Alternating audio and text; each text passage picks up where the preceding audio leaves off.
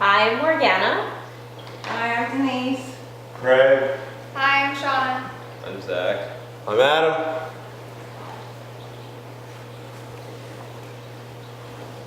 Walt Whitman is considered one of America's most important poets of the 19th century.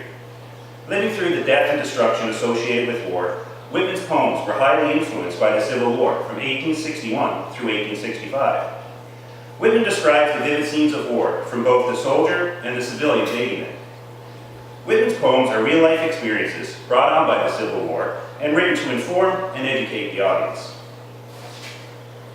Born on May 31st, 1819, to Walter Whitman and Louisa Van Velze, Whitman was one of 9 siblings. Whitman's boyhood years were spent living in both Brooklyn and Long Island. At the age of 12, Whitman worked as a printer in New York City until a devastating fire.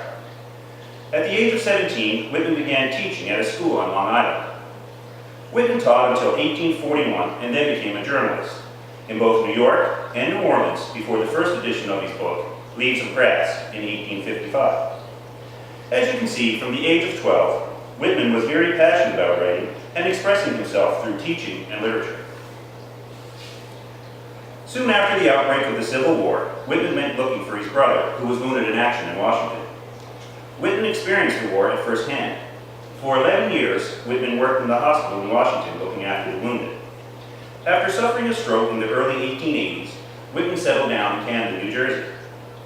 In January 1892, Whitman finished his book, Leaves of Grass, and passed away 2 months later. Whitman's role and experiences he endured during the Civil War played a huge part in the material that he wrote. In the poem, The Wound Dresser, the author describes and captures the horrific scenes of battle as the wound dresser makes his rounds helping the injured. Now an old man and unable to fight, the wound dresser explains, quote, "But soon my fingers failed me, my face droops, and I resigned myself, to sit by the wounded and soothe them, or silently watch the dead," unquote. This is the moment where the wound dresser made a decision to help the wounded and not sit idle while others died around him. Walt Whitman's take on the wound dresser is something similar to his own experiences during the Civil War when he worked in the hospital.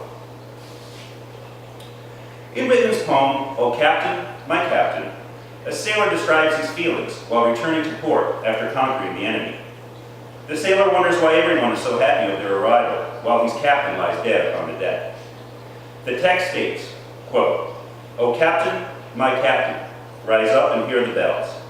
Rise up for you, the flag is flung, for you the bugle thrills. For you bouquets and ribbon wreaths, for you the shores are crowded. For you they call, the swaying mass, their eager faces turning," unquote. The author paints an explicit scene of what it was like standing on the docks as the sailors returned home. There are also the mixed emotions of people being joyous and others mourning the loss of a colleague.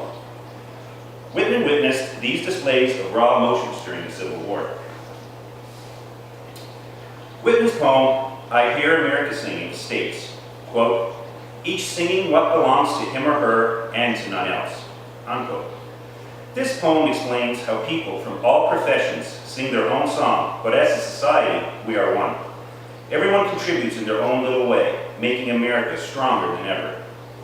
Whitman explains to us once more his past reflections on the Civil War. As the people rebuild and move on with their lives, they become united. By living through the Civil War and seeing firsthand the turmoil it causes, Walt Whitman took these life experiences and turned them into words to inform and educate the future. These 3 poems give you 3 different perspectives of the Civil War. The first is through the eyes of a civilian aiding the injured soldiers. The second is through the eyes of a soldier returning from battle. And the third is the society as a whole, rebuilding after the tragic war.